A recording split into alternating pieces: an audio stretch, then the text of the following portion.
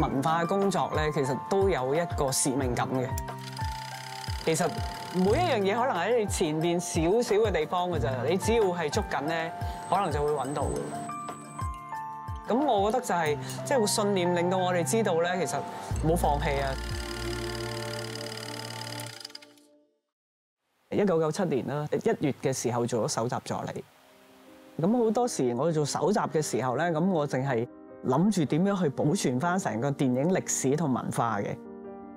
咁所以咧就不斷喺度希望可以填補翻即係香港電影譬如由假設咧1914年開始啦，到而家大約我哋而家知道香港電影上映過嘅有過萬部電影。咁而家究竟我哋搜集咗幾多部咧？2012年我去一次嘅美國嘅搜集，咁咧喺嗰度咧就透過阿馮炳仲先生啦，咁佢就話啊唔係喎，我都有個朋友咧喺美國咧係開戲院嘅，咁我哋就話你介唔介意照俾我哋睇你擺邊度啊咁樣，咁結果我哋開咗，哇點解啲人全部都係戰前嗰啲明星嘅樣㗎啦，咁又跟住方創傑先生，咁好快就應承話好。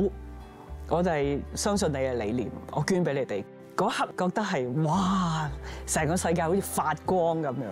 咁亦都係因為嗰一次嘅搜集，令到我哋戰前電影咧係多咗10幾部嘅。電影本身產生好多其他嘅研究資料啦。咁我哋都擁有好多香港電影雜誌，嗰啲年份咧早到係上世紀30年代開始到而家都有嘅。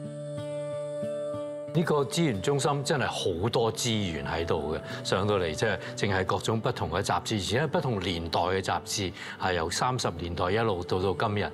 咁作為一個研究者嚟講，真係好似天堂一樣嘅。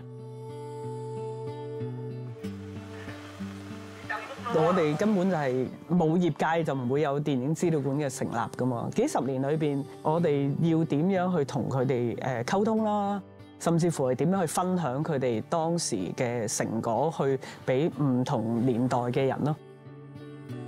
桃園電影公司佢哋當時嘅負責人咧就係李來信華女士，就係 Eric 嘅媽媽。咁而佢爸爸咧就係李回圖先生。佢哋就將呢間公司嘅所有影片，全部佢哋現存嘅都捐咗俾電影資料館。第一次睇呢套片咧，就係其實冇幾耐之前喺電影資料館度睇嘅。我哋就好多謝電影資料館嘅，因為如果唔係電影資料館咧，我哋呢片就冇晒㗎啦。資料館其實除咗保留咗成個電影文化歷史之外，亦都係保留咗佢哋嘅一份專業喺度。資料館20週年嘅時候，咁我哋就做一個節目叫《尋真記》。咁《尋真記》咧，其實我哋就將一個資料館20個比較特別嘅搜集過程咧，去同觀眾分享。透過我哋一啲研究啦，或者係我哋放映嘅分享啦，咁可以同唔同嘅觀眾去一齊去沉醉翻嗰段時間嘅一啲經歷咯。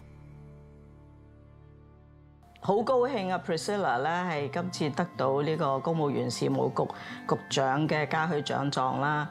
咁另外咧，亦都係睇到咧政府對保存電影文化嘅一個認許。咁資料館就嚟會進入25週年啦。咁我作為創館嘅館長咧，係感到好欣慰。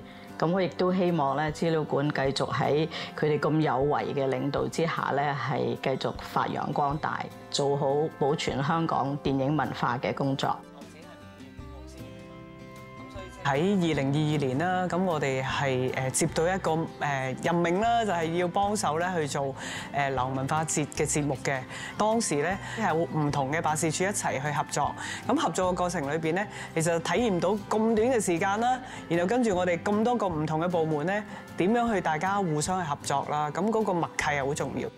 即係我都係奉行一個團隊精神。除咗我之外，我希望我哋嘅團隊之間咧，都清楚呢個理念，就係努力去繼續去揾到多啲香港電影資料咯。